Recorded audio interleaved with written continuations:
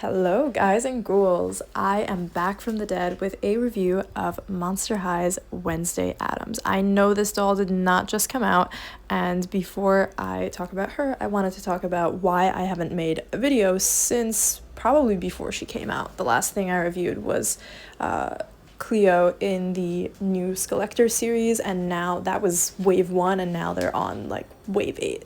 So other than just life having me preoccupied with other things, I kind of felt like the oversaturation and style and themes and over-reliance on playsets and other things that Monster High was coming out with were not for me. Like, I'm no longer the target audience, and collecting the dolls is not as exciting to me now as a young adult as it was in 2010 through 2015 when I was a tween and a teen, and Monster High was everywhere. It's just not the same, not in the way that it's designed, not in the way that the experience of getting the dolls is, which for the most part is so stressful. I think all collectors can attest to that, especially if you grew up with Monster High just being in stores, and now you're waking up early and praying that you are able to get your $90 Skeletor doll that you saved up for before the bots and the scammers do. It's just a totally different scene. But otherwise, I have been keeping up with the news, and I saw Wednesday and I saw the series on Netflix, and I just thought, you know what? I'm actually excited about this doll, and I was goth and am goth, so let me get something that's in that gothic style that I really miss seeing from Monster High. Her packaging is nothing extraordinarily special. It makes it very easy to display her in box if you want. The collaboration is on the side, and it's just simple. It's simple, written in multiple languages. They no longer have the artwork by Darko Dark, which I really miss seeing. Like, a photo of the doll is exactly what I have when I look at her, so it just doesn't do anything for me, but it is good photography, I will say that. As I was looking at the design of her room in the box, I noticed something very strange. Easy Dawn Dancer's diary? Why do you have that? Is there a reference that I'm missing or something? Anyway, let's get her out of the box and have a closer look. Here is Wednesday Addams in all of her glory. Thankfully, she comes with a stand, so I am not digging in the bins looking for one.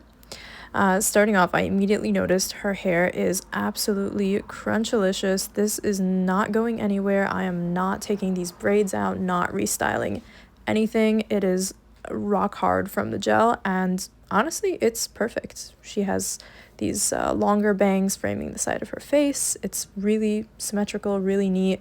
Whatever product they used will probably outlive me, and I only wish that they made them a little bit thinner, because then the braids would look more like her actual braids in the series.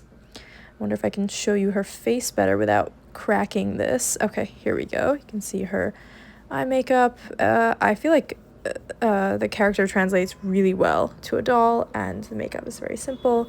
I also like the layering of the outfit. Let's see, this is, yeah, it's short-sleeved underneath. I can feel there are no sleeves, and there is a tie attached, which is also pretty short. Then she has the Nevermore insignia on her belt, and this nice jacket, of course her black nail polish, and I love the fact that her hand is forever curled into the Addams Family snap that I remember from the original series. It's such a cool stylistic detail. It reminds me of how Laguna used to have her hand up in a unique symbol too. Here is Thing. Not anything like particularly crazy, does not stand up on his own, which is kind of funny. Doesn't stand upside down either, but I really do like that feature where he can grab onto her arm and be displayed that way. I also like the underskirt and that it's attached here. Not sure what it would look like without those little features, but maybe I'll take them out and see. Hopefully it won't go anywhere. I like her stockings as well, nice spider webs. She also has a spider web at the base of her stand. And Honestly, the shoes, as always with Monster High, are my favorite part. They spare no expense. I feel like half the budget goes into the shoes. Let me take her off the stand so you can have a better look, because one of the heels is a scorpion. So cool. And the other one is, of course, the absolutely iconic cello that she plays. The details are really lost from a distance because it's all black, but once you get closer and appreciate it, you really can't not love how it's hidden back there. So Monster High, so fabulous.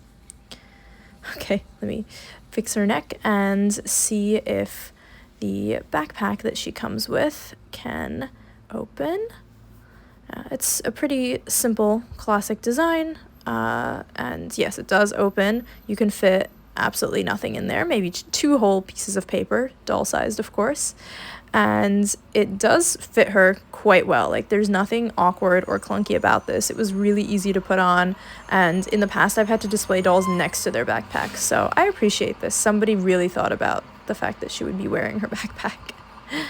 All right, that brings us to the end of Wednesday Addams' review. Honestly, I'm so glad that she got me back into collecting at least certain dolls for the time being, and I'm quite happy with her design. Please let me know what you think of Wednesday Addams in all her different doll variations in the comments below, and stay tuned for more doll chat.